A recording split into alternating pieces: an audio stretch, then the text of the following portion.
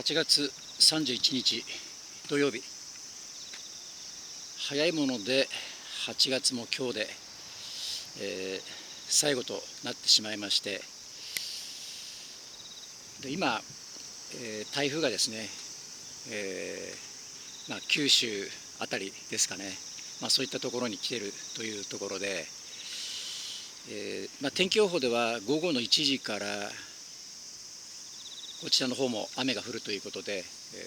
今日は午前中ですね、畑の方に来てるんですけど、今日の一番の目的はこのさつまいもの試し掘りですね、これをしたかったんですけど、案の定というか、畑が全体にこうぬかるんでるんで、残念ながらそれは諦めました。でここ最近その台風の影響で、かなりこう雨がたくさん、こう降り込んでるというか、降り続いてるという中で、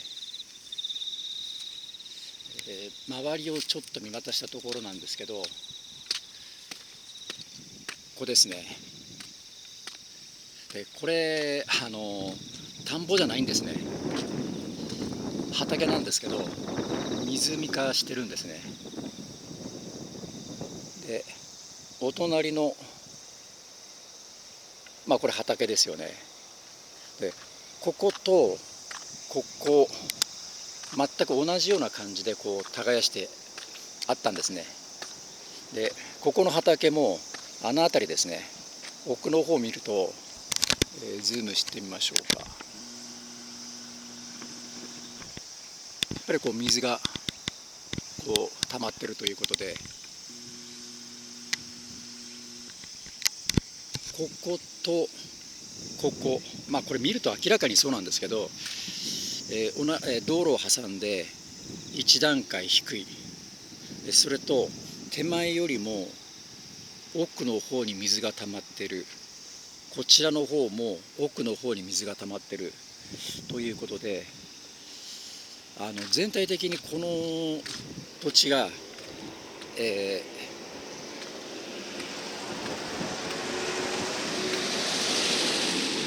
これコンポストを移してるんですけど、向こうよりも私の方手前、これ湖になってますねの方が若干傾斜がかかってるじゃないかなということが本当に感じなんで、こういう眺めが続いた時ですね、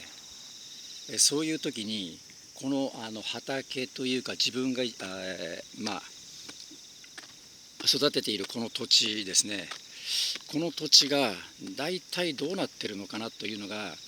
分かるので、結構雨続きがなった時、そんな時の直後ってですね、そういうのをこう見に来る絶好の機会なんで、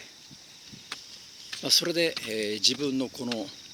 畑もですね、奥の方よりも手前の方が低いじゃないのかなと、そんな感じをしてます。で試し掘りをしようとした時なんですけど、いろいろ農家の方の YouTube なんか見てる中で、少しこうどちらかといえば、水がこうなんていうんですかね、うまく回ってるところの、さつまいもの方が生育がいいとかっていう話なんかも聞いたので、私はちょっと今こことそれから奥の方で2箇所にしてるんですけど、一番手前と、一番奥の方、この2箇所をですね、試し掘りをして、で、それで、さつまいもの生育状況なんかの、確認ですね、それをしようというふうに、思っています。というかそれを今日やるつもりで来たんですけど、残念ながら、それが、できず、じまいということで、それができなかったので、台風対策ですね、その中でちょっと今回初の試みということで、最近よく撮影しているこれはモロヘイヤなんですね。で、もう台風前なんで、なるべく収穫できるものは収穫しようということで、今日は、モロヘイヤ、それからナス、あとシシトウ、今現在収穫ができあとオクラですね、今現在できるのがこの4品種ということで、これをできるだけ、台風前に、収穫をしまして、でその後、モロヘイヤが若干ここ最近の、雨に伴う風ですね、それで少し斜めっていたんで、隣の、これ両方ですね、アスパラガスに、覆いかぶさらないようにということで、最初はですね端と端をきれいに、伐採したんですけど、ちょっと今回試しにですね、だいたい高さでいうと150センチぐらいですかね、私の胸の高さ、お腹から胸のあたりまでの高さですね、そのあたりまでを、思い切って、こうですね、